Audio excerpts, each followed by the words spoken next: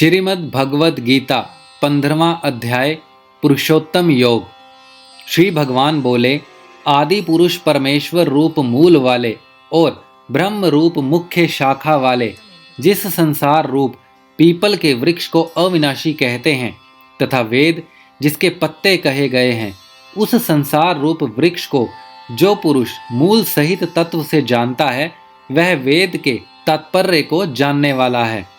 उस संसार वृक्ष की तीनों गुणों रूप जल के द्वारा बड़ी हुई और विषय भोग रूप कोम्पलों वाली देव, मनुष्य और त्रियक आदि योनि रूप शाखाएं नीचे और ऊपर सर्वत्र फैली हुई हैं तथा मनुष्य लोक में कर्मों के अनुसार बांधने वाली अहंता, ममता और वासना रूप जड़ें भी नीचे और ऊपर सभी लोकों में व्याप्त हो रही हैं।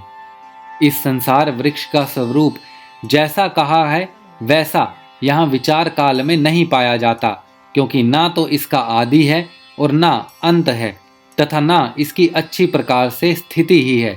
इसीलिए इस अहंता, ममता और वासना रूप अति दृढ़ मूलों वाले संसार रूप पीपल के वृक्ष को वैराग्य रूप शस्त्र द्वारा काट कर उसके पश्चात उस परम पद रूप परमेश्वर को भली भांति खोजना चाहिए, जिसमें गए हुए पुरुष फिर लौटकर संसार में नहीं आते और जिस परमेश्वर से इस पुरातन संसार वृक्ष की प्रवृत्ति विस्तार को प्राप्त हुई है, उसी आदि पुरुष नारायण के मैं शरण हूँ।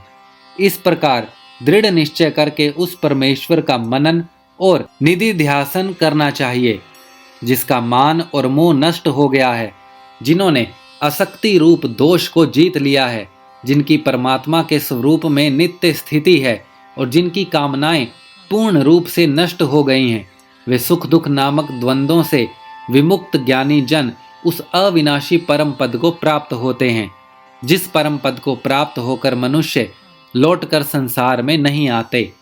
उस स्वयं प्रकाश परम पद को ना सूर्य प्रकाशित कर सकता है, ना चंद्रमा और अग्नि ही, वह मेरा परम धाम है। इस देह में यह सनातन जीवात्मा मेरा अंश है और वही इस प्रकृति में स्थित मन और पांचों इंद्रियों को आकर्षित करता है।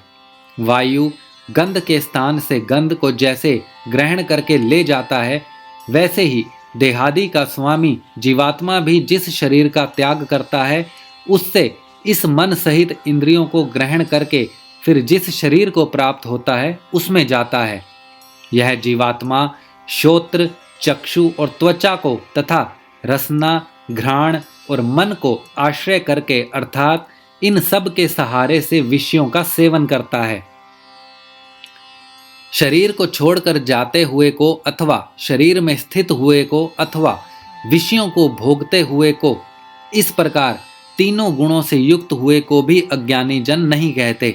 केवल ज्ञान रूप नेत्र वाले विवेकशील ज्ञानी ही तत्व से जानते हैं। यत्न करने वाले योगी जन भी अपने हृदय में स्थित इस आत्मा को तत्व से जानते हैं, किंतु जिन्होंने अपने अंतःकरण को शुद्ध नहीं किया है, ऐसे अज्ञानी जन तो यत्न करते रहने पर भी इस आत्मा को नहीं जानते।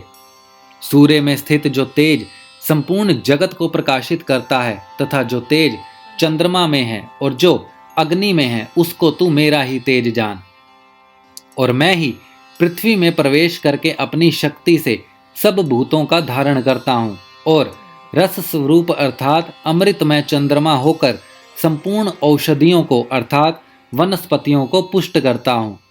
मैं ही सब प्राणियों के शरीर में स्थित रहने वाला प्राण और अपान से संयुक्त वैश्वानर अग्नि रूप होकर 4 प्रकार के अन्न को पचाता हूँ।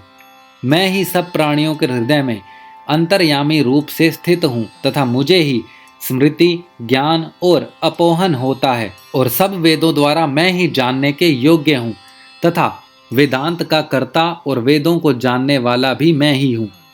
इस संसार में नाशवान और अविनाशी भी ये 2 प्रकार के पुरुष हैं। इनमें संपूर्ण भूत प्राणियों के शरीर तो नाशवान और जीवात्मा अविनाशी कहा जाता है। इन दोनों से उत्तम पुरुष तो अन्य ही है, जो तीनों लोकों में प्रवेश करके सबका धारण पोषण करता है तथा अविनाशी परमेश्वर और परमात्मा इस प्रकार कहा गया है। क्योंकि मैं नाशवान जड़ वर्ग क्षेत्र से सर्वथा अतीत हूँ और अविनाशी जीवात्मा से भी उत्तम हूँ। इसीलिए लोक में और वेद में भी पुरुषोत्तम नाम से प्रसिद्ध हूँ। भारत, जो ज्ञानी पुरुष मुझको इस प्रकार तत्व से पुरुषोत्तम जानता है, वह सर्वज्ञ पुरुष सब प्रकार से निरंतर मुझ वासुदेव परमेश्वर को ही भजता है। हे निष्पाप अर्जुन, इस प्रकार यह अति रहस्य युक्त गोपनीय शास्त्र मेरे द्वारा कहा गया।